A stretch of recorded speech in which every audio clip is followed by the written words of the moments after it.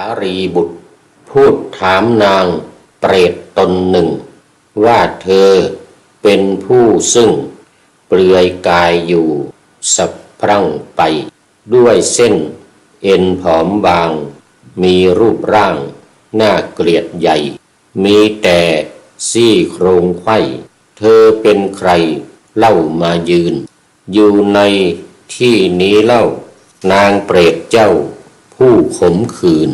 ตอบว่าพ่อขวัญยืนข้าแต่ท่านผู้เจริญดิฉันเป็นเปรตเยาว์เข้าถึงทุกขติเกินในยมมาโลกเขินเพราะได้ทำบาปกรรมอันชั่วไว้จึงจากโลกมนุษย์โศกทุกข์อนันต์ไปสู่โลกเปรตกันพระเถระถามต่อไป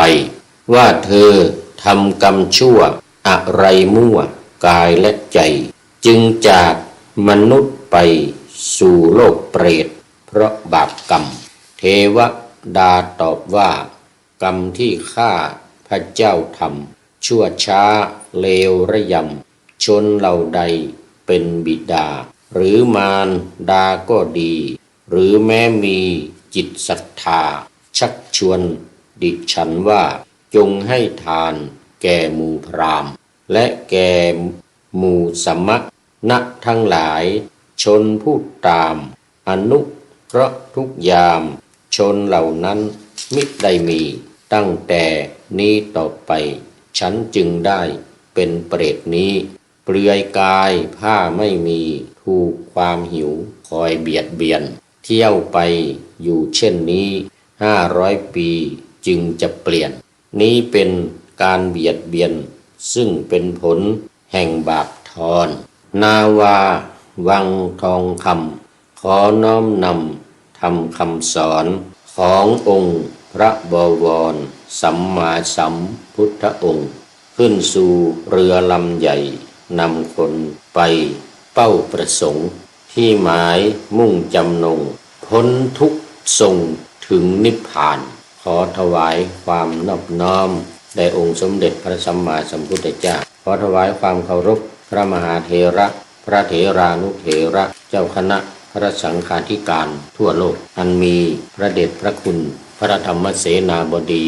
รองเจ้าคณะภาค7วัดพระธาตุดอยสุเทพเป็นต้นและขออำนวยพรแด่ท่านผู้ฟังท่านผู้ชมสาธุชนพุทธบริษัททั้งหลายวันนี้รายการนาวาวังทองก็ได้ลอยล่องทะเลมาจากศูนย์ปฏิบัติธรรมวัดพระธาตุดอยสุเทพเอกนาเมืองกานาปิทีประเทศเอสโตเนียวันนี้เป็นวันแรกที่ได้มีโอกาสออกอากาศในรายการนาวาวังทองของวัดพระธาตุดอยสุเทพมันมีพระเดชพระคุณพระธรรมเสนาบดีรองเจ้าคณะภาค7วัดพระธาตุดอยสุเทพเป็นประธานโครงการที่สืบเนื่องมาจากโครงการปูทางสู่ธรรมนาวาวังของสำนักพระราชวังซึ่งได้รับการสนับสนุนโดยพระบาทสมเด็จพระเจ้าอยู่หัวพระวชิรเกล้าเจ้าอยู่หัวรัชกาลปัจจุบันและขณะนี้ผู้พูดก็กำลังเดินทางมาถึงประเทศเอสโตเนียพักอยู่ที่วัดโพธิตั้งอยู่บนเกาะกานาปิทีเป็นวัดที่ศูนย์ปฏิบัติธรรมของวัดพระธาตุดอยสุเทพตั้งอยู่โดยมีพระอาจารย์อันรัสทิตยาโนเป็นเจ้าอาวาสและมีท่านพระทิตเมธาเป็นผู้ช่วยเจ้าอาวาสมีสามเณรเมตตาอีกรูปหนึ่งเป็นผู้ช่วยเจ้าอาวาสก็น่ารักดีเป็นวัดเดียวบนเกาะเล็กๆแห่งนี้ซึ่งอยู่ไม่ไกลเมืองกานาปิทีนั่งเรือข้ามมา10 นาทีโดยประมาณแต่อากาศหนาวเย็นมากตกกลางคืนต้องห่มผ้า3 ผืนเช้าวันนี้เล่าให้ท่านเจ้าอาวาสฟังท่านก็อนุเคราะห์นำผ้าห่มมาเพิ่มให้อีก3 ผืน พร้อมกับจัด แต่งที่นอนให้ใหม่คราวนี้เหมือนกับโรงแรม5 ดาวเลยและก็ได้ทราบว่าในเดือนธันวาคมที่จะถึงนี้ก็จะไม่สามารถอยู่ที่นี่ได้จะต้องย้ายไปสู่ประเทศที่มีอากาศอบอุ่นเช่นเยอรมันนอร์เวย์เป็นต้นส่วนเจ้าอาวาสก็ทราบว่าจะไปประเทศศรีลังกาเป็นเวลา2 เดือนก็จะกลับมาก็ในเดือนกุมภาพันธ์ กลางเดือนกุมภาพันธ์ปีหน้า2568ส่วนอาตมานี่ก็คาดว่าจะไปแถวเยอรมันใกล้ๆนี้เพราะว่ามีวัดพระธาตุดอยสุเทพอยู่3 แห่งในประเทศเยอรมันอันนี้ก็ในเดือนธันวาและมกรา2 เดือนเต็มๆนี่หลังจากนั้นจึงค่อยกลับมาสู่เกาะน้อยๆที่น่ารักนี้อีกและทำงานในหน้าที่สืบต่อไปรายการวันนี้ก็เป็นวันพุธที่7 พฤศจิกายนเป็นวันแรกในประเทศเอสโตเนียออกอากาศทางสถานีวิทยุพระพุทธศาสนาแห่งชาติและจริยธรรมวัดพระธาตุดอยสุเทพ3 วัน 2 เวลาคือวันศุกร์เสาร์อาทิตย์เวลา7:30 นาทีถึง8 นาฬิกาวันศุกร์กับวันเสาร์เวลาบ่ายโมงถึงบ่าย2 โมงส่วนที่สถานีวิทยุเพื่อการศึกษาพระพุทธศาสนาและวัฒนธรรมสสววัดฝายหินออกอากาศ4 วันคือวันพุธเวลา18 นาฬิกาถึง19 นาฬิกาเหมือนวันนี้วันศุกร์เสาร์และอาทิตย์เวลาบ่าย2 โมงถึงบ่าย3 โมงวันศุกร์กับวันเสาร์ส่วนวันอาทิตย์บ่าย3 โมงถึงบ่าย4 โมงขออภัยหลายวันแล้วจึงได้มาย้ำเรื่องเวลาอีกให้ทั้งผู้จัดและผู้ฟังได้จดจำกันเอาแล้วตอนนี้ก็เข้ามาสู่เนื้อหาสาระของธรรมะในรายการดังที่ได้ปะหน้าธรรมาสไว้เป็นเรื่องของท่านพระธรรมเสนาบดีสารีบุตรได้ไปท่องเที่ยวในเมืองนรกและได้พบเทวดาตนหนึ่งเป็นเทวดาตกอับหล่นจากสวรรค์ลงมาอยู่ในนรกเพราะเวรกรรมที่ตัวเองได้กระทำไว้เขาเรียกว่าเป็นเศษกรรมปกติก็อยู่บนสวรรค์เพราะผลกรรมดีที่ได้ทำมาแต่ก็ไม่ไหวต้องตกลงไปในนรกเพราะกรรมชั่วก็มีที่ตนเองได้กระทำไว้มีการผิดสามีของคนอื่นเป็นต้นที่เรียกว่าเป็นกิ๊กเป็นแก๊กอะไรคำสมัยใหม่ภาษาอังกฤษต่อบุคคลที่ไม่ใช่สามีของตัวเองเป็นสามีของคนอื่นภาษาเก่าเราเรียกว่าเล่นชู้หรือเป็นชู้กับสามีของคนอื่นและนอกใจจากสามีของตัวเองจึงได้ไปตกนรกไม่มีเสื้อผ้าและต้องคอยปีนต้นงิ้วถูกไล่ขึ้นไปบนต้นงิ้วที่มีหนามยาว16 ฟุตหนามก็เป็นเหล็กเป็นดาบเวลาปีนขึ้นไปก็ต้องถูกดาบถูกเหล็กบาดมือบาดแขนตัวเองถูกเหล็กเสียบเลือดไหลอาบทนทุกขเวทนาเป็นอย่างยิ่งเนื้อตัวก็ผอมสูบผอมไม่ได้กินอาหารน้ำก็เป็นน้ำร้อนดื่มเข้าไปก็ไส้ทะลุทนลำบากทรมานอยู่ในนรกนั้นดังบทประพันธ์ที่ขึ้นต้นไว้ว่าท่านพระสารีบุตรพูดถามนางเปรตตนหนึ่งว่าเธอเป็นผู้ซึ่งเปลือยกายอยู่สะพรั่งไปด้วยเส้นเอ็นผอมบางมีรูปร่างน่าเกลียดใหญ่มีแต่ซี่โครงไขว้เธอเป็นใครเล่ามายืนอยู่ในที่นี้เล่านางเปรตเจ้าผู้ขมขื่นตอบว่าพ่อขวัญยืนข้าแต่ท่านผู้เจริญดิฉันเป็นเปรตเยาว์เข้าถึงทุกขติเกินในยมมาโรคเขินเพราะได้ทำบาปกรรมอันชั่วไว้จึงจากโลกมนุษย์โศกทุกข์อนันต์ไปสู่โลกเปรตกันพระเถระถามต่อไปว่าเธอทำกรรมชั่วอะไรมั่วกายและใจจึงจากมนุษย์ไปสู่โลกเปรตเพราะบาปกรรมเทวดาตอบว่า กรรมที่ข้าเจ้าทำชั่วช้าเลวระยำชนเหล่าใดเป็นบิดาหรือมารดาก็ดีหรือแม้มีจิตศรัทธาชักชวนดิฉันว่าจงให้ทานแก่หมู่พราหมณ์และแก่หมู่สมณะทั้งหลายชนผู้ตามอนุเคราะห์ทุกยามชนเหล่านั้นมิได้มีตั้งแต่นี้ต่อไปฉันจึงได้เป็นเปรตนี้เปลือยกายผ้าไม่มีผู้ความหิวคอยเบียดเบียนเที่ยวไปอยู่เช่นนี้500 ปีจึงจะเปลี่ยนนี้เป็นการเบียดเบียนซึ่งเป็นผลแห่งบาปกรรมอันนี้ก็ยังมีข้อความต่อไปอีกซึ่งท่านพระสารีบุตรได้เป็นผู้ที่ไปพบนางเปรตตนนี้ซึ่งเคยพบแล้วในสวรรค์ตอนขึ้นไปบนสวรรค์กับท่านพระโมคคัลลานะ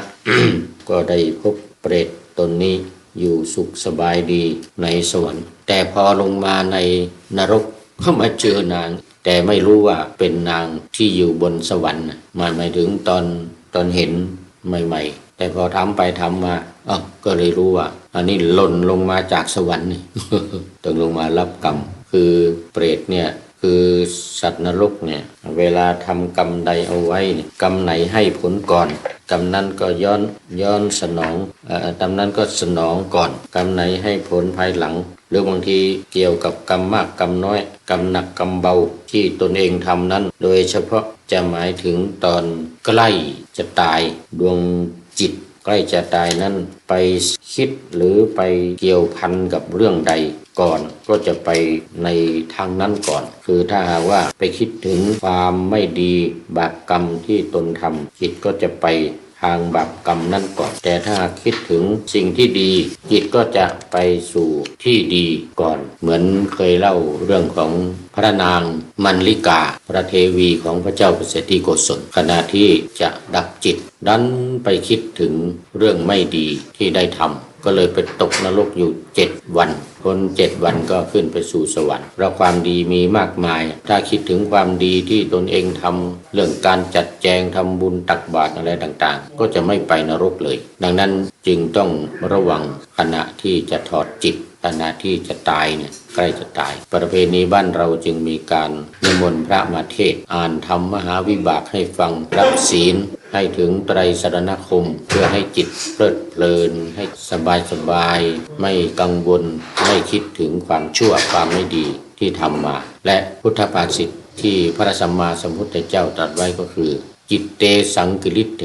ทุกขติปาติกังขาคือเมื่อจิตเศร้าหมองย่อมเข้าสู่ทุกขติจิตเตอสังกิริเถสุขติปาติกังเมื่อจิตผ่องใสในเวลาใกล้จะตายก็ย่อมไปสู่สุขติโลกสวรรค์ดังนี้เป็นต้นเรื่องนี้ก็มาในตอนที่ว่าอุทาหรณ์จากพระไตรปิฎกไม่ทำบุญเกิดเป็นนางเปรตจึงมาในหลักการชาวพุทธของสำนักธรรมะดอยธรรมนาวาซึ่งมาอยู่ในโครงการดูทางสู่ธรรมนาวาวังในหน้าที่99ใจความว่าพระสารีบุตรเถระถามนางเปรตตนหนึ่งว่าเธอเป็นผู้เปลือยกายมีรูปร่างน่าเกลียดสุผอมสะพรั่งไปด้วยเส้นเอ็นอยู่ดูก่อนนางผู้สุผอมมีแต่ซี่โครงเธอเป็นใครเล่ามายืนอยู่ในที่นี้นางเปรตนั้นตอบว่าถ้าแต่ท่านผู้เจริญดิฉันเป็นเปรตเข้าถึงทุกขติเกิดในยมโลกเพราะได้ทำกรรมอันชั่วไว้จึงจากโลกมนุษย์นี้ไปสู่โลกเปรตพระเถระถามว่าเธอทำกรรมชั่วอะไรทางกายวาจาหรือทางใจจึงจากโลกมนุษย์นี้ไปสู่โลกเปรตเพราะวิบากแห่งกรรมอะไรนางเปรตตอบว่าข้าแต่ท่านผู้เจริญชนเหล่าใดเป็นบิดาก็ดีมารดาก็ดีหรือแม้เป็นญาติผู้มีจิตเลื่อมใสที่จะชักชวนดิฉันว่าจงให้ทานแก่สมณพราหมณ์ทั้งหลายชนผู้อนุเคราะห์แก่ดิฉันเช่นนั้นไม่ได้มีตั้งแต่นี้ไปฉันจึงเป็นเปรตเปลือยกายถูกความหิวและความกระหายเบียดเบียนเที่ยวไปเช่นนี้ตลอด500 ปีนี่เป็นผลแห่งบาปกรรมของดิฉันข้าแต่พระคุณเจ้าฉันมีจิตเลื่อมใส จึงขอไหว้ท่านข้าแต่ท่านผู้แกล้วกล้าผู้มีอานุภาพมากขอท่านอนุเคราะห์แก่ดิฉันเถิดขอท่านจงโปรดให้ทานอย่างใดอย่างหนึ่งแล้วอุทิศกุศลถึงดิฉันบ้างพระสารีบุตรเถระผู้มีใจอนุเคราะห์รับคำของนางเปรตแล้วจึงถวายข้าวหนึ่งคำผ้าหนึ่งผืนประมาณเท่าฝ่ามือและน้ำดื่มหนึ่งขันแก่ภิกษุรูปหนึ่งแล้วอุทิศส่วนบุญไปให้นางเปรตพอพระสารีบุตรเถระอุทิศส่วนบุญไปให้ข้าวน้ำและเครื่องนุ่งห่มก็บังเกิดขึ้นแก่นางเปรตทันทีนี้เป็นผลแห่งทักษิณาหรือการอุทิศบุญเอาละเรื่องของนางเปรตที่ว่านี้ก็เมื่อได้รับส่วนบุญกุศลได้กินข้าวปลาอาหารได้เรียบร้อยแล้วก็เปลี่ยนฐานะเปลี่ยนสภาพกลับขึ้นไปสู่บนสวรรค์ดังเดิมต่อไปจะเป็นเรื่องของการอุทิศบุญเพิ่มเติมคือการให้ทานนั้นไม่จำเป็นที่จะต้องเป็นพระอรหันต์หรือพระอริยบุคคลขั้นใดขั้นหนึ่งแต่ว่าให้ทานแก่บุคคลผู้มีพระรัตนตรัยก็เป็นการอุทิศส่วนบุญส่วนกุศลไปให้แก่เปรตหรือเทวดาหรือใครที่ล่วงลับไปแล้วนั้นได้เหมือนกันดังมีข้อความที่มาในหนังสือหลักการชาวพุทธหน้าที่100บอกไว้ว่าพ่อค้าเหล่านั้น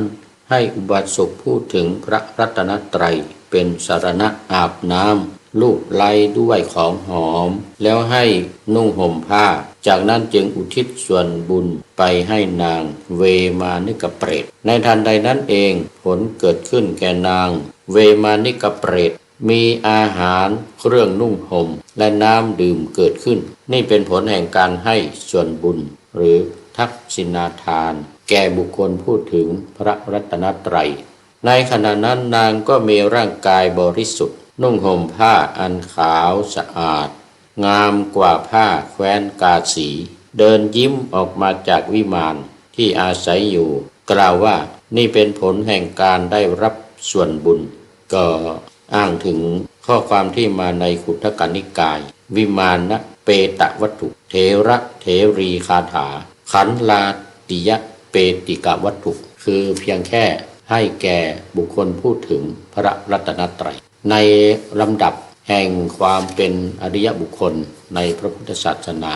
นอกจากพระอริยบุคคลทั้ง4ประเภทมีพระโสดาบันเป็นต้นแล้วบุคคลผู้ยังไม่ถึงโสดาบันแต่มีพระรัตนตรัยเป็นที่พึ่งเป็นสรณะหรือเป็นผู้ถึงพระรัตนตรัยว่าเป็นที่พึ่งเป็นสรณะแล้วเนี่ยก็ถือว่าเป็นผู้ที่บริสุทธิ์และเราสามารถให้ทานแก่บุคคลนั้นพูดถึงพระรัตนตรัยนั้นเปรียบเสมือนกับพระอริยบุคคลขั้นโสดาบันเลยทีเดียวดังนั้นก็พึงทราบว่าคนที่ถึงพระรัตนตรัยว่าเป็นที่พึ่งไม่มีสิ่งอื่นเป็นที่พึ่งอย่างแน่นอนอย่างแน่ใจถึงแม้ว่าจะไม่ได้บรรลุเป็นอริยบุคคลก็ตามก็ถือว่าเป็นผู้ที่บริสุทธิ์เราสามารถถือว่าเป็นเนื้อนาบุญและเมื่อเราทำบุญแล้วก็สามารถอุทิศส่วนกุศลส่วนบุญนั้นไปให้แก่เปรตอสุรกายทั้งหลายได้ต่อไปเป็นการให้ทานตามการ5ประการการละทาน5ประการนี้คือ 1. ผู้ให้คือทายกย่อมให้ทานแก่ผู้มาสู่ถิ่นของตน 2. ผู้ให้ย่อมให้ทานแก่ผู้เตรียมจะไป 3. ผู้ให้ย่อมให้ทานในคราวข้าวแพง 4. ผู้ให้ย่อมให้ข้าวใหม่แก่ผู้มีศีลและ 5. ผู้ให้ย่อมให้ผลไม้ใหม่แก่ผู้มีศีลทั้ง5อย่างนี้พระพุทธองค์ตรัสว่าดูก่อนภิกษุทั้งหลายการละทาน5ประการนี้แลผู้มีปัญญารู้ความประสงค์ปราศจากความตระหนี่ย่อมให้ทานในการที่ควรให้เพราะว่าผู้ให้ทานตามการในพระอริยเจ้าทั้งหลายผู้ปฏิบัติซื่อตรงผู้มีใจคงที่เป็นผู้มีใจผ่องใสผลของการให้หรือทักกินานุปทานจึงจะไพบูลย์อันนี้ก็ได้แก่การให้แก่บุคคลผู้มาถึงถิ่นของตนหมายถึงผู้ที่มาถึงแล้วไม่ว่าจะเป็นใครโดยเฉพาะจะเป็นญาติหรือเป็นคนที่รู้จักคุ้นเคยกัน ออกจากบ้านไปนาน หรือไปธุรกิจการงานไปด้วยความจำเป็นหรืออย่างไรก็ตามเมื่อกลับมาถึงได้ชื่อว่าเป็นผู้ที่มาถึงมาจากที่อื่นนี่ประการหนึ่งประการที่สองก็เป็นบุคคลทั่วไปหรือคนเดินทางไกลเมื่อมาถึงย่อมจะขาดแคลนข้าวปลาอาหารหรือสิ่งของเครื่องใช้ต่างๆคือยังไม่มีโอกาสยังไม่ทันหาซื้อหรือมีเวลาน้อยไม่มีเวลาในการที่จะไปขวนขวายหาหรือบางทีร้านอาหารร้านเสื้อผ้าร้านขายสิ่งของก็ไม่มีในบริเวณนั้นด้วยและก็ถึงเวลาแล้วเขาจะต้องได้รับประทานอาหารเขาจะต้องได้สิ่งของต่างๆเป็นเครื่องใช้สำคัญเรียกว่าผู้ที่มาถึงนั้นจึงสมควรแก่การให้และการให้แก่บุคคลเช่นนี้ชื่อว่าเป็นการละทานประการที่หนึ่งดังมีตัวอย่างเช่นเมื่อคราวพระภิกษุชาวปาฐา30 รูปมาจากที่ไกลประสงค์จะเข้าเฝ้าพระศาสดาแต่จวนเวลาการเข้าพรรษาเสียก่อนไม่ทันถึงเชตวันไม่ทันถึงพระผู้มีพระภาคเจ้าก็เลยพากันหยุดจำพรรษาอยู่ที่เมืองสาเกตหรือในปัจจุบันนี้ที่เรียกกันว่าโกนดาประมาณ30 กิโลห่างจากเชตวันเท่านั้นแต่มันถึงวันเข้าพรรษาแล้วสามารถที่จะเดินทางได้ถึงจะมาตอนกลางคืนก็ไม่ทันการปวารณาเข้าพรรษานั่นก็หมายถึงวันเดือนแรม1 ค่ำนี่เรียกว่ามีความจำเป็นต้องอยู่จำพรรษาที่นั่น3 เดือนพอออกพรรษาแล้วรีบเร่งมาถึงวัดเชตวันพระพุทธองค์ก็ทรงทราบอาการที่ภิกษุทั้งหลายมาถึงมาเพื่อจะเข้าเฝ้าและภิกษุทั้งหลายเหล่านั้นก็ได้รับความลำบากมาตลอด1 พรรษาทั้งเรื่องของข้าวปลาอาหารทั้งเรื่องของเครื่องนุ่งห่มและฝนก็ตกด้วยมาถึงก็พากันเปียกปอนไม่มีอะไรที่จะสวมใส่แทนก็นุ่งผ้าเปียกน้ำเปียกปอนกันอย่างนั้นนี่ถือว่าผู้มาถึงที่มีความจำเป็นพระองค์ก็ทรงอนุญาตให้ถวายผ้าบอกนางวิสาขาบอกเศรษฐีอนันทปิณฑิกะเศรษฐีช่วยกันจัดสรรหาผ้าถวายพระที่มากันใหม่เนี่ยที่มาถึงใหม่ๆเนี่ยรวมถึงอนุญาตกฐินการด้วยตั้งแต่บัดนั้นจนเป็นต้นมาก็เป็นต้นเหตุให้การทำกฐินถวายพระหลังจากออกพรรษามาจนถึงปัจจุบันนี่เรียกว่าคนที่มาให้ความสำคัญแก่คนที่มาถึงใหม่ๆซึ่งมีความจำเป็นมากอันนี้เป็นข้อที่ 1ข้อที่ 2ก็ให้ทานแก่ผู้ที่เตรียมจะไปคือเตรียมจะเดินทางไปโน่นมานี่ซึ่งจะต้องเตรียมเสบียงกังเป็นข้าวปลาอาหารผ้าเป็นสิ่งของเครื่องใช้ต่างๆในการเดินทางผู้ที่ฉลาดในการให้ก็ย่อมเลือกให้แก่บุคคลเช่นนี้คือบุคคลที่จะเดินทางกำลังจะไปกำลังเตรียมตัวจะเดินทางไปนั่นมานี่อันนี้ก็ให้ด้วยความจำเป็นด้วยความสำคัญต่อบุคคลที่จะเดินทางที่กำลังเตรียมออกเดินทางถ้าได้สิ่งของในตอนนั้นได้จตุปัจจัย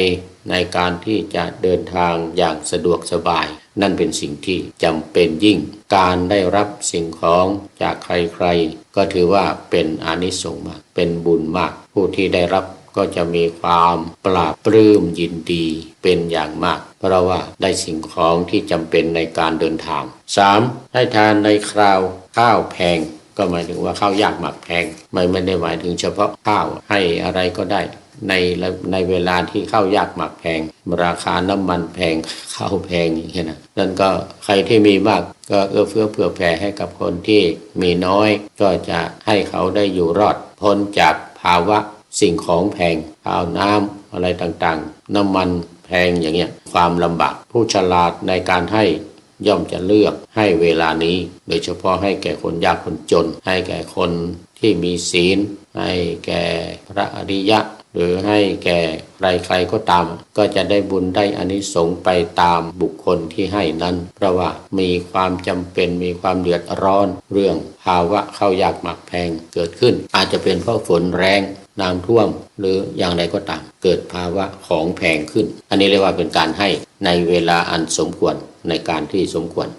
4. ให้ข้าวใหม่แก่ผู้มีศีลอันนี้เจาะจงลงไปละเจาะจงลงไปแก่ผู้มีศีลก็คือ พระโสดาบันสกทาคามีอนาคามีหรือผู้ที่ถึงพระรัตนตรัยรักษาศีลบริสุทธิ์นี่เรียกว่าให้แก่ผู้มีย่อมจะมีอานิสงส์มากมีผลมากมีอานิสงส์มากคนฉลาดย่อมเลือกให้แก่บุคคลเช่นนี้และสุดท้ายให้ผลไม้ใหม่แก่ผู้มีศีลเมื่อกี้นี่ที่ว่าข้าวเนี่ยก็จะเป็นข้าวใหม่ด้วยนะเนี่ยผลไม้ทั้งหลายก็เป็นของใหม่ไม่ใช่ของเก่าซื้อมาใหม่ๆหรือเอาจากต้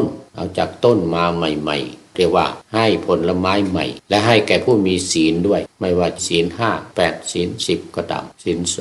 227 300ภิกษุณีอย่างเงี้ยนะผู้มีศีล5บริบูรณ์นี่ส่วนใหญ่ก็จะเป็นพระโสดาบันซึ่งเป็นผู้ที่มั่นคงมีศีลบริสุทธิ์ถ้าขั้นโสดาบันคือผู้ที่ละสังโยชน์ได้3ประการเบื้องต้นก็ถือว่าเป็นผู้ที่ได้รับของทานได้รับของแล้วเนี่ย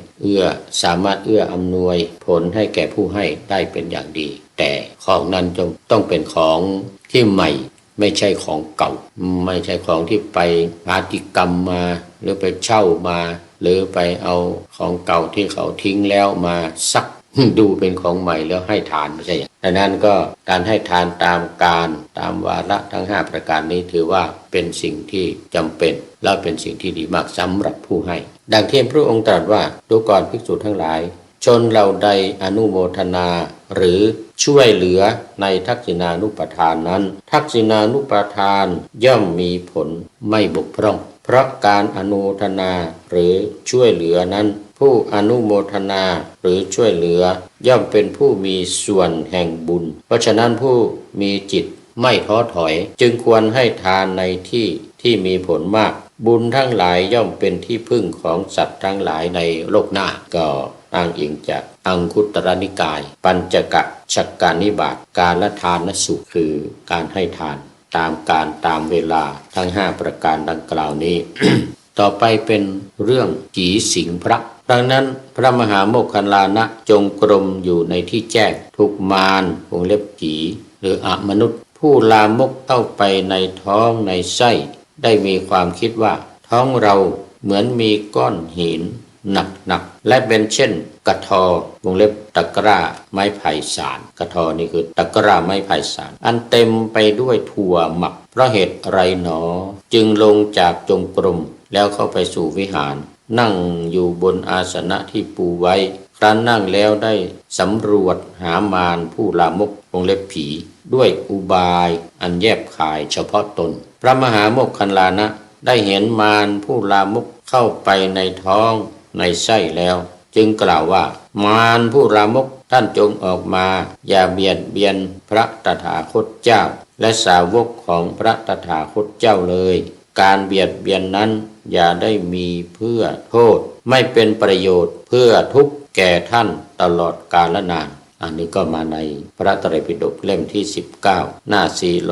465เล่มที่19นี่ก็ยังอยู่ในตีฆนิกายขออภัยสังยุตตนิกายซึ่งมีตั้งแต่เล่มที่15ถึงเล่มที่19จำนวน5เล่มก็เดี๋ยวก่อน15 16 17 18 19ถูกละเป็นสังยุตตนิกายก็เป็นเรื่องของผีสิงใครไม่สิงไปสิงพระโมคคัลลานะเข้าไปในท้องของพระโมคคัลลานะมารนี่ก็เหลือเกินอันโมคคัลลานะก็จึงต้องเรียกออกมาเรียกมารออกมา อันนี้ก็มาในพระไตรปิฎกต่อไปเป็นเรื่องมนุษย์ทำร้ายพระมนุษย์นี่ก็คือผีนะไม่ใช่คนสมัยนั้น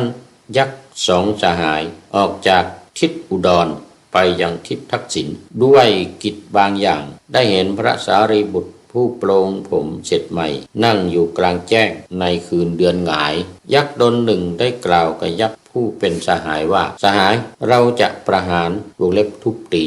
ไม่ได้หมายถึงฆ่านะที่ศีรษะของสมณรูปนี้คือจะทุบหั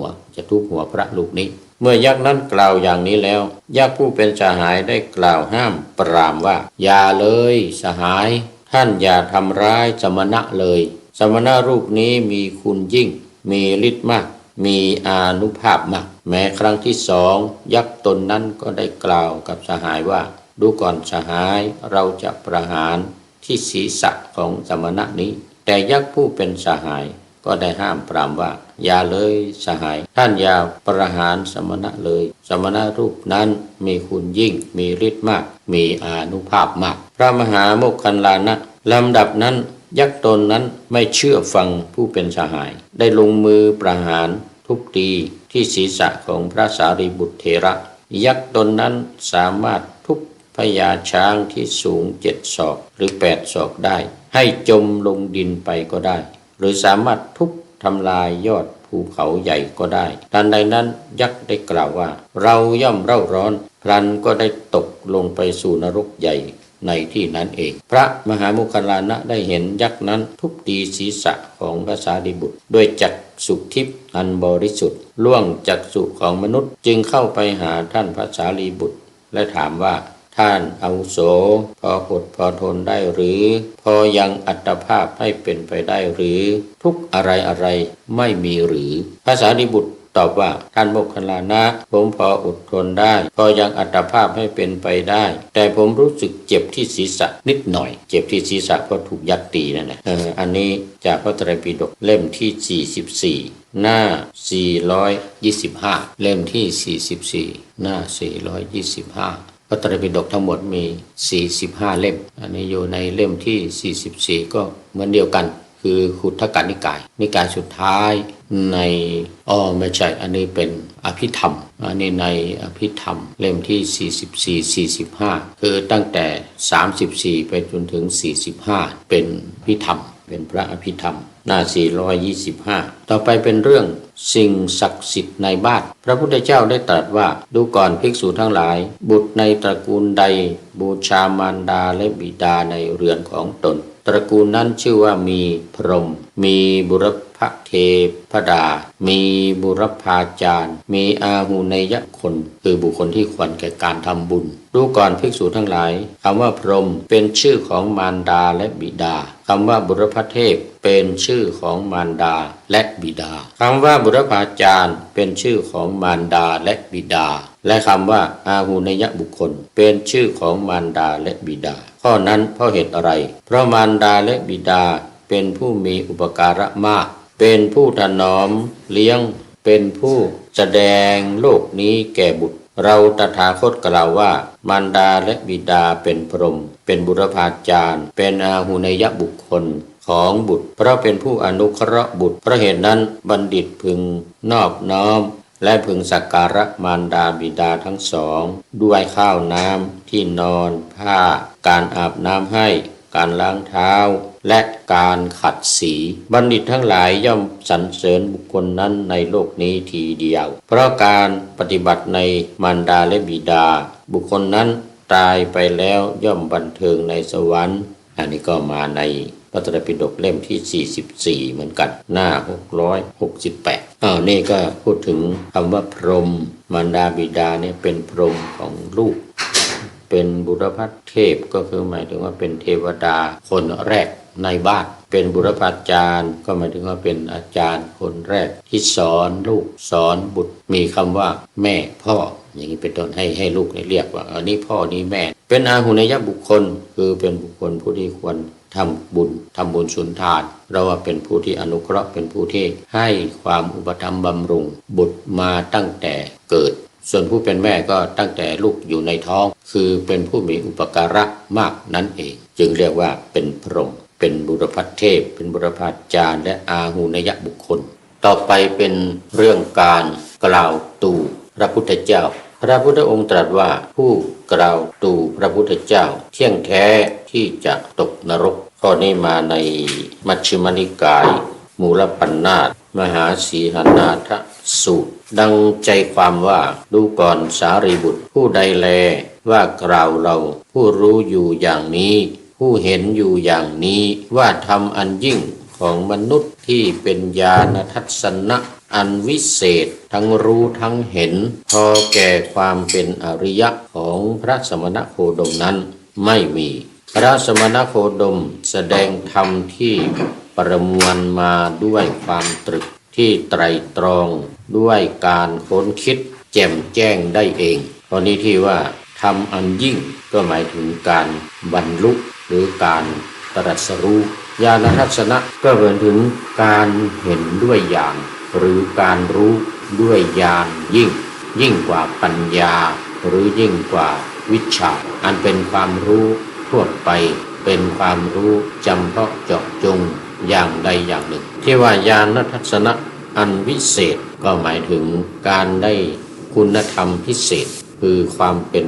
พระอรหันต์หรือแม้แต่พระอนาคามีบุคคลนี่ก็ถือว่าเป็นญาณอันพิเศษคือเป็นการรู้วิเศษหรือการเห็นวิเศษหรือที่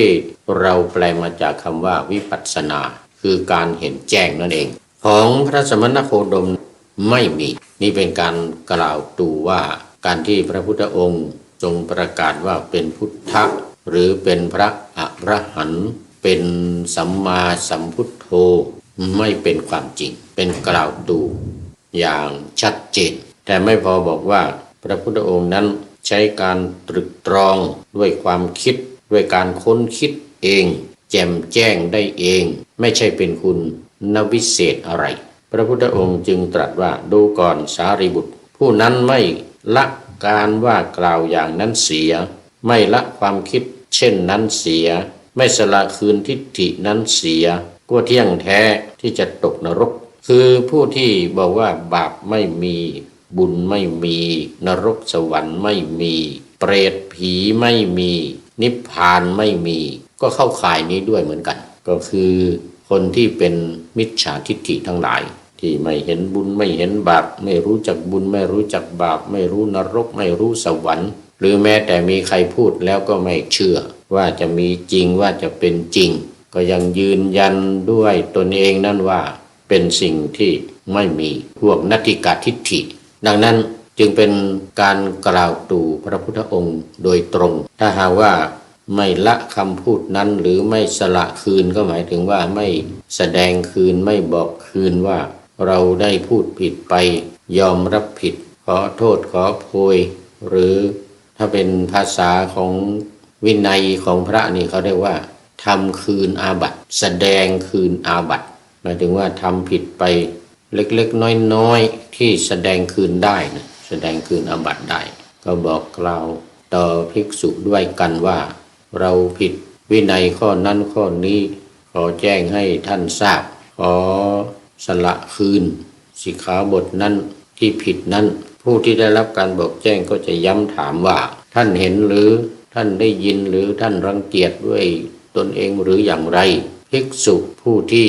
บอกอาบัติหรือแสดงอาบัตินั้นก็ยืนยันว่าข้าพเจ้าเห็นข้าพเจ้าเห็นเป็นเรื่องจริงเป็นความผิดจริงคนที่ได้รับการบอกคืนสิกขาบทนั้นก็จะกล่าวว่าถ้าอย่างนั้นท่านก็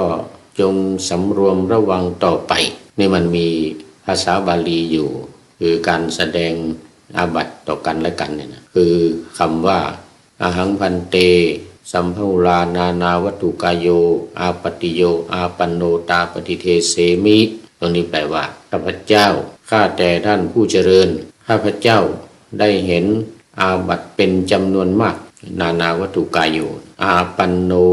ที่ข้าพเจ้าได้ล่วงเกินได้ผิดไปเป็นอาบัติตาปฏิเทเสมิขอบอกคืนอาบัติเหล่านั้นขอแสดงอาบัติเหล่านั้นให้สั้นซากและขอให้อาบัติเหล่านั้นได้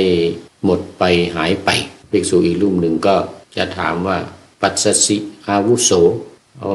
ดูก่อนท่านผู้มีอายุท่านเห็นหรือปัสสสิท่านเห็นหรืออามะพันเตปัสสามิภิกษุรูปนั้นตอบแต่ท่านผู้เจริญครับผมเกล้ากระผมเห็นว่างั้นปัสสามิผมเห็นท่าน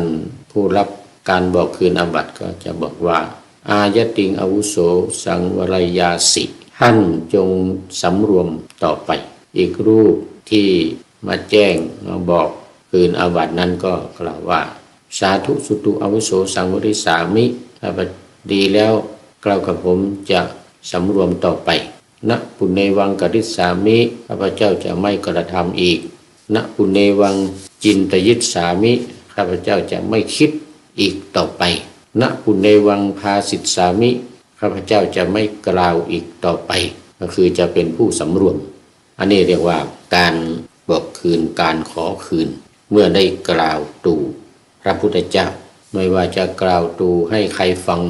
ไม่ว่าปัจจุบันนี้พระพุทธองค์เด็ดร่วงลับดับขันไปแล้วก็ตามแต่ว่าเมื่อเราได้กล่าวอย่างนั้นเราก็ต้องบอกคืนแก่พระสงฆ์วกของพระพุทธเจ้าที่เป็นสมณะที่เป็นพระด้วยกันหรือถ้าเป็นฆราวาสว่ากล่าวตูอย่างนั้นก็ต้องนำดอกไม้ธูปเทียนไปกราบขอขมากับพระสงฆ์รูปใดรูปหนึ่งก็จึงจะพ้นโทษแต่ถ้าไม่ละไม่ทำไม่บอกคืนยังไม่ยอมยังยืนยันยังกล่าวอยู่อย่างนั้นนั่นก็หมายถึงว่ามีนรกเป็นที่ไปอย่างแน่นอนตามพุทธดำรัสนี้ต่อไปเป็นเรื่องของการรังเกียจอิทธิปาฏิหาริย์ในหัวข้อนี้ก็คือว่าพระพุทธเจ้าทรงรังเกียจอิทธิปาฏิหาริย์หมายถึงการแสดงฤทธิ์ต่างๆไม่ว่าจะเป็นการล่องหนหรือดำดินบินบนเหาะไปในอากาศหรือทำกิริยาการอย่างใดอย่างหนึ่งที่เป็นอาการแปลกพิเศษบุคคลธรรมดาทำไม่ได้แต่ท่านทำได้หรือมีสิ่งใดสิ่งหนึ่งมาปรากฏซึ่งไม่มีแก่คนอื่นไม่ปรากฏแก่คนอื่นเนี่ยก็เรียกว่าเป็นผู้ที่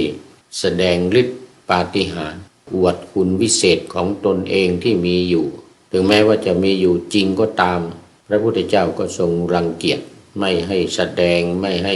อวดคุณวิเศษนั้นถ้าเป็นพระนี่ก็เป็นอาบัติปาราชิกเลยทีเดียวขาดจากความเป็นภิกษุแต่ถ้าว่าเป็นเรื่องจริงแล้วก็พูดอวดเป็นอาบัติปาจิตตีอย่างนี้เป็นต้นนะฮะอันนี้ก็คือเรื่องของฤทธิเดชทั้งหลายดังพุทธดำรัสที่ตรัสกับท่านพระภิกษุทั้งหลายว่านี่ตรัสกับเกวัตตะตรัสกับเกวัตตะดูก่อนเกวัตตะอิทธิปาฏิหาริย์เป็นไฉนภิกษุในธรรมวินัยนี้ย่อมแสดงฤทธิ์ได้หลายอย่างคือคนเดียวเป็นหลายคนก็ได้หลายคนรวมร่างเป็นคนเดียวก็ได้ทำให้ปรากฏก็ได้ทำให้หายไปก็ได้ก็คือล่องหนหายตัวทะลุกำแพงทะลุภูเขาไปก็ได้แพงหนาตึ๊บเนี่ยสูงท่วมหัวเนี่ยเดินเข้าไปชนแล้วทะลุผ่านไปเลยอย่างเงี้ยหรือภูเขา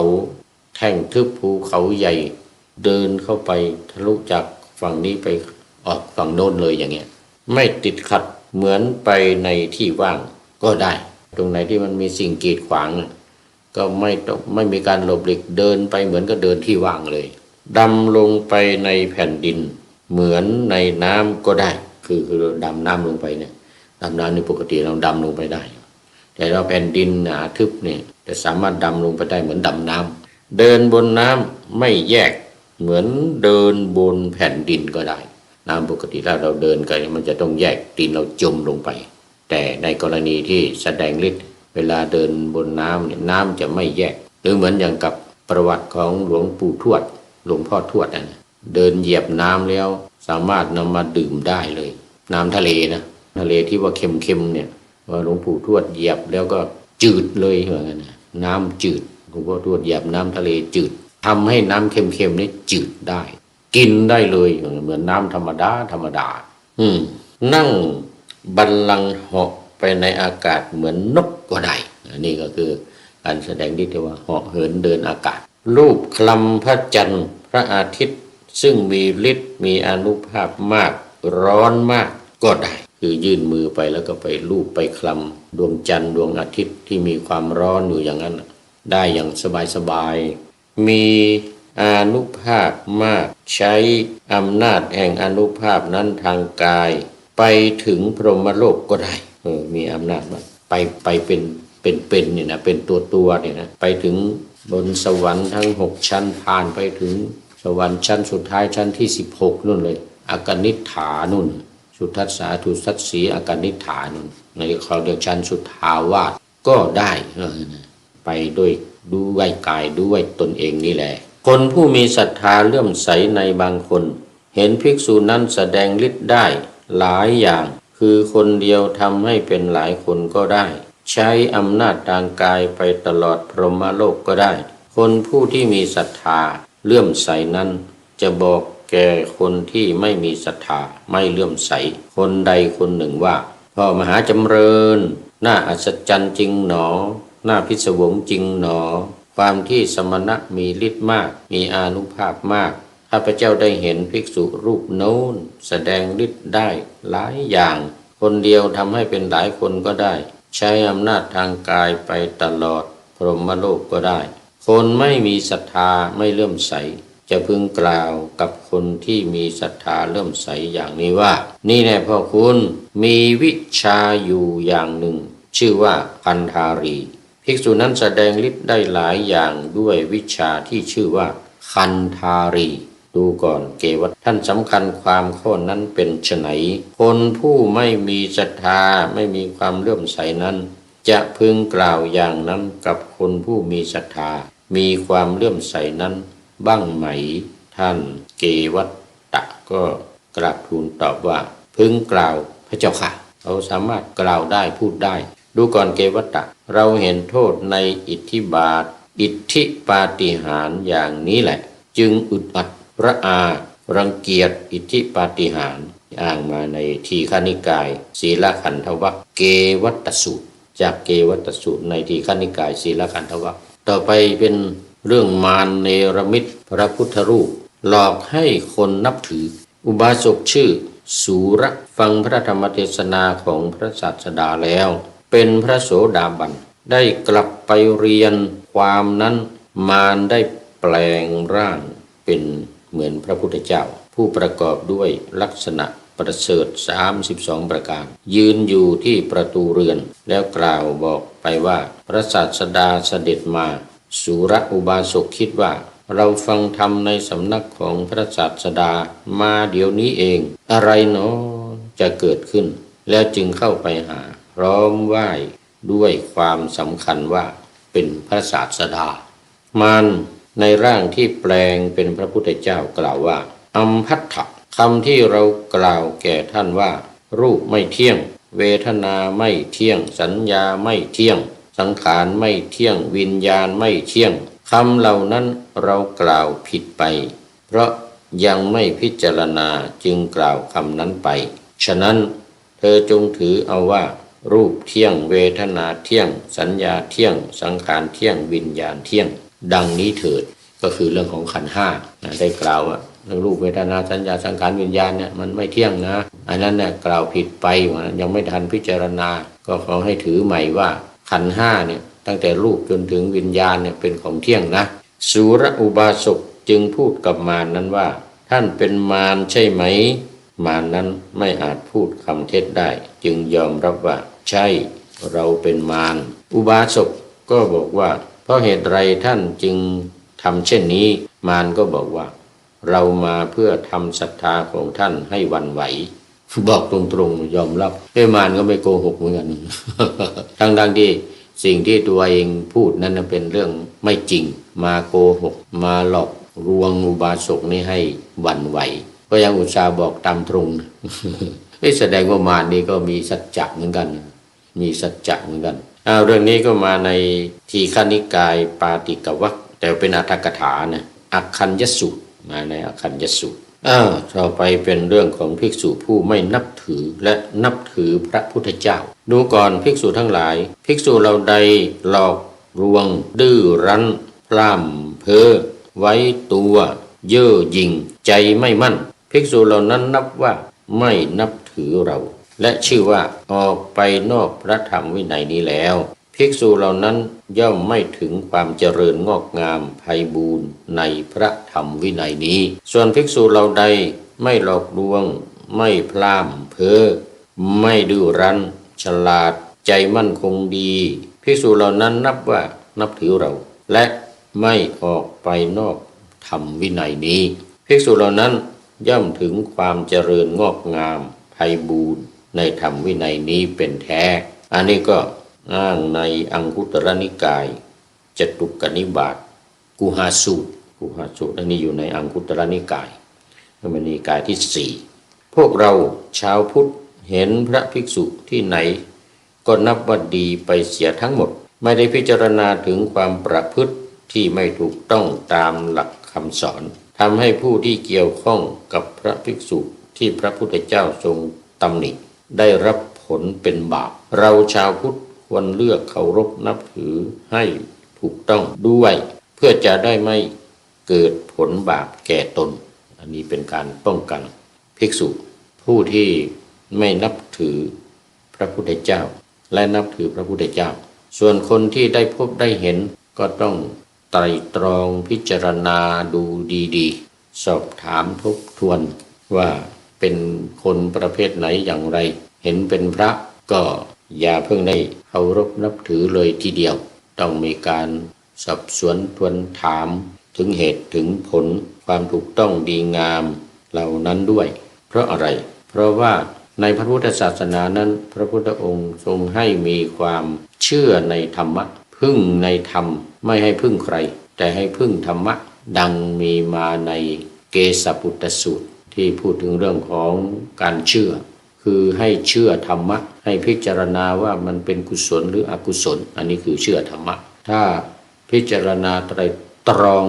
ด้วยตัวเองแล้วว่ามันเป็นกุศลจึงค่อยเชื่อแล้วก็ถือเอาเป็นที่พึ่งนั่นก็หมายถึงว่าถือเอาธรรมะเป็นที่พึ่งดังข้อความที่มาในมัชฌิมนิกายอุปริปันธาโคปกะมุขคันลานสุใจความว่าวัดสการพราหมณ์กล่าวว่าข้าแต่ท่านอานนท์เมื่อพระผู้มีพระภาคเจ้าเสด็จล่วงลับไปแล้วมีพระเถระจำนวนหลายรูปแต่จะมีสักรูปหนึ่งไหมที่สงฆ์ประกาศแต่งตั้งไว้ให้เป็นที่พึ่งสำหรับเราซึ่งพระคุณเจ้าทั้งหลายจะพึงเข้าไปหาได้พระอานนท์กล่าวว่าพราหมณ์ไม่มีภิกษุเถระแม้สักรูปหนึ่งที่สงฆ์ประกาศแต่งตั้งไว้จะเป็นที่พึ่งอาศัยของเราทั้งหลายหลังจากที่พระผู้มีพระภาคเจ้าเสด็จล่วงลับไปแล้วท่านวัชการพราหมณ์ก็กล่าวว่าท่านอานนท์เมื่อไม่มีที่พึ่งพาอาศัยอย่างนี้อะไรเล่าจะเป็นเหตุแห่งความสามัคคีกันโดยธรรมท่านพระอานนท์กล่าวว่าพราหมณ์พวกอาตมภาพมีธรรมเป็นที่พึ่งอาศัยมิใช่ไม่มีที่พึ่งอาศัยเลยพระผู้มีพระภาคเจ้าพระองค์ทรงรู้ทรงเห็นเป็นพระอรหันตสัมมาสัมพุทธะทรงบัญญัติสิกขาบทแก่ภิกษุทั้งหลายทรงแสดงปาฏิโมกข์แก่ภิกษุทั้งหลายทุกวันอุโบสถทุกรูปจะประชุมร่วมกันและจะนิมนต์ภิกษุรูปที่ทรงจำพระปาฏิโมกข์ได้ให้สวดประกาศขณะที่ประกาศอยู่หากมีภิกษุผู้ต้องอาบัติคือล่วงละเมิดสิกขาบทข้อใดข้อหนึ่งภิกษุนั้นจะต้องแสดงโทษที่ล่วงละเมิดนั้นเพราะฉะนั้นเป็นอันว่าพวกอาตมาภาพไม่ได้ทำตามคำสั่งของภิกษุรูปใดแต่ทำตามธรรมวินัยที่พระองค์ทรงบัญญัติไว้อันนี้อ้างถึงเรื่องของวินัยธรรมและวินัยที่พระพุทธองค์ทรงประทานไว้ว่าเป็นตัวแทนของพระพุทธองค์เมื่อพระพุทธองค์จากไปก็อ้างเข้ามาได้ว่าธรรมและวินัยเป็นที่พึ่งเป็นที่อาศัยของภิกษุทั้งหลายเหมือนกับมีองค์พระสัมมาสัมพุทธเจ้าปรากฏอยู่คือมีองค์แทนมีตัวแทนคือธรรมวินัยเป็นองค์แทนของพระพุทธเจ้าอันนี้ก็เป็นการยืนยันว่าธรรมและวินัยโดยเฉพาะธรรมะเป็นที่พึ่งได้อย่างแท้จริงเป็นที่พึ่งของเราทั้งหลายแต่ว่าต้องปฏิบัติตามไม่ใช่ว่ามีธรรมวินัยแล้วไม่ปฏิบัติตามธรรมวินัยนั้นก็ไม่เป็นที่พึ่งของเราได้เป็นที่พึ่งไม่ได้ถ้าเราไม่ปฏิบัติเอาละทีนี้ต่อไปก็เป็นเรื่องของการบูชาที่ถูกต้องสามารถดำรงศาสนาไว้ได้คือการบูชาดังที่พระพุทธองค์ตรัสไว้ในทีฆนิกายมหามหาปรินิพพานสูตรนั้นว่าดูก่อนอานนท์บริษัทสี่มีภิกษุภิกษุณีอุบาสกหรืออุบาสิกาทำการสักการะเคารพนับถือบูชานอบน้อมเราผู้ชื่อว่าตถาคตด้วยเครื่องสักการะ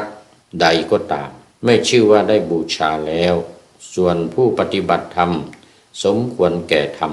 ปฏิบัติชอบประพฤติตามธรรมอยู่ผู้นั้นย่อมชื่อว่าได้บูชาเราอย่างยิ่งเพราะเหตุนั้นอานนท์พวกเธอพึงสำเนียกอย่างนี้ว่าเราจักเป็นผู้ปฏิบัติตามธรรมสมควรแก่ธรรมปฏิบัติชอบประพฤติตามธรรมอยู่ดูก่อนอานนท์เราตถาคตมอบอยู่แทบบาทมูลของพระพุทธเจ้าพระนามว่าทีปังกรประชุมธรรม8ประการเมื่อจะกระทำอภินิหารมิใช่กระทำเพื่อประโยชน์แก่การได้รับพวงมาลัยของหอมและดุริยางสังคีตมิใช่บำเพ็ญบารมีทั้งหลายเพื่อประโยชน์แก่การได้สิ่งเหล่านั้นเพราะฉะนั้นการที่เขาบูชาอย่างนี้ไม่ชื่อว่าเป็นการบูชาตถาคตเลยอามิสบูชาคือการบูชาด้วยวัตถุเป็นสิ่งที่ไม่สามารถจะดำรงพระศาสนาแม้ในวันหนึ่งหรือแม้ชั่วดื่มข้าวยาคูครั้งหนึ่งวิหารหลังหนึ่งวิหาร 1,000 แห่งเช่นมหาวิหารหรือเจดีย์ 1,000 องค์เช่นมหาเจดีย์ก็ดำรงพระศาสนาไว้ไม่ได้บุญที่ผู้ใดทำไว้ก็เป็นของผู้นั้นผู้เดียวส่วนการปฏิบัติชอบจึงจะได้ชื่อว่าเป็นการบูชาที่สมควรแก่พระตถาคตเป็นความจริง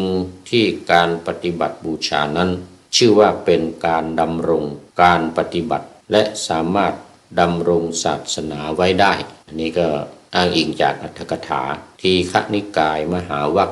มหาปรินิพพานสูตรดูไปดูมาเวลาก็หมดก็ต้องนำรายการจากท่านผู้ฟังไปก่อนแล้วก็ฟังกันใหม่ในวันต่อไปขอนำนาวาวังทองไปก่อนแล้วจะย้อนมาใหม่ในวันหน้าคือวันพุธศุกร์เสาร์อาทิตยาตามเวลาตารางอยู่ข้างในเป็นธรรมะจากพระราชวังเป็นนาวาโด่งดังสว่างไสว